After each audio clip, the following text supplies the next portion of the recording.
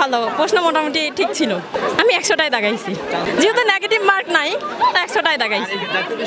মানে আমি তো পাবলিকে দিছিলাম, তো ওখানে পাইনি, তো এখন এখানে তো একটা সিট লাগবেই। আলহামদুলিল্লাহ মোটামুটি ভালো হয়েছে। 95 মার্কের অ্যান্সার দিছি, এর মধ্যে দেখি এখন আল্লাহ ভরসা। আমি 100টাই দাগাইছি, শিওর জানি না কয়টা হবে, কিন্তু 100টাই দাগাইছি। আলহামদুলিল্লাহ অনেক ভালো হয়েছিল। কতটা দাগাইছেন?